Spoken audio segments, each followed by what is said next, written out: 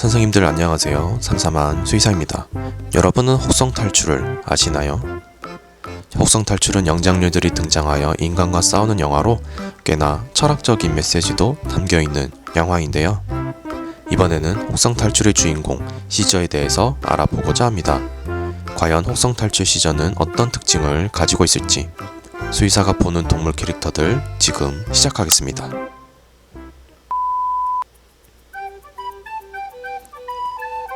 시저의 외형부터 살펴봅시다. 시저는 검은색 털, 큰 귀와 머리에 약간의 탈모가 특징인데요. 많은 유인원들이 이와 유사한 특징을 가지고 있으나 시저가 보여주는 행동과 외형을 고려해보면 침팬지와 유사한 것으로 보입니다. 침팬지는 크기가 1.2m에 체중은 30에서 60kg 정도 나가며 수명은 30에서 40년 정도라고 하는데요. 유전적으로 인간과 가장 가까운 동물 중 하나이며 실제로 인간과 유사한 행동 패턴을 보여줍니다. 서식지는 주로 아프리카 중부 서쪽 해안부터 동아프리카이며 초원보다는 숲에서 생활하는 특징이 있습니다. 주된 먹이는 과일, 견과류지만 육식도 즐기는 잡식동물입니다. 여러분은 시저가 침팬지라는 사실에 동의하시나요?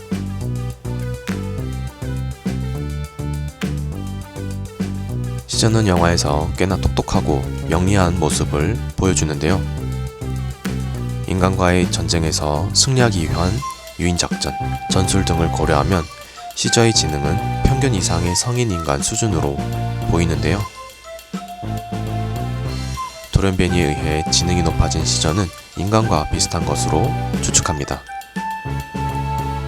실제 침팬지의 지능은 매우 높은 편에 속하는데 IQ는 80에서 90 정도 된다고 추측합니다. 이는 2살에서 6살 정도의 유아 지능을 가진 것이고 이는 인간을 제외한 동물 중에서 가장 똑똑한 동물 중 하나인데요. 그런데 유독 우리나라 인터넷에서 침팬지의 IQ가 120이라는 말이 나옵니다. 사실 이는 틀릴 가능성이 매우 높은데요. IQ 측정은 인간의 언어를 이해해야 하는 것임에도 이해하지 못하는 침팬지 IQ가 120이나 되는 것은 이상한데요. 영장류 역사상 가장 똑똑한 영장류 중 하나인 코코고릴라는 2000개의 단어를 이해하고 말할 수 있었는데요. 이 고릴라의 IQ가 95 정도라고 합니다. 과연 침팬지가 이 고릴라보다 IQ가 높을 수 있을까요?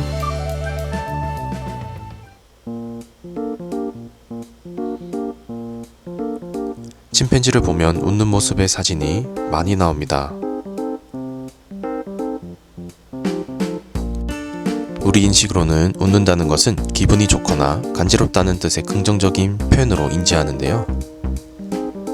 하지만 침팬지가 윗이빨을 보이며 웃는 행동은 스트레스나 공포 등의 부정적 감정을 나타낼 확률이 높습니다. 실제 윗이빨을 드러내며 웃는 것은 인간에게 포획당했을 때 나타난다고 합니다.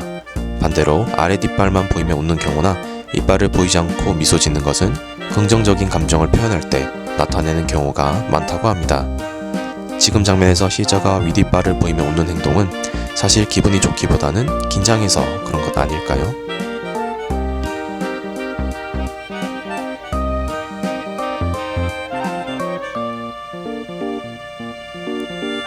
코바는 혹성 탈출 영화에 등장하는 악역으로 리더인 시저를 배신하고 동족을 살해하기도 하는데요. 그러나 코바의 모티브가 되는 보노보 침팬지는 사실 매우 온순한 편에 속하는 유인원입니다. 오히려 침팬지가 훨씬 공격적이고 난폭하며 실제 침팬지에게 공격을 받아 부상을 당하는 경우도 많다고 합니다.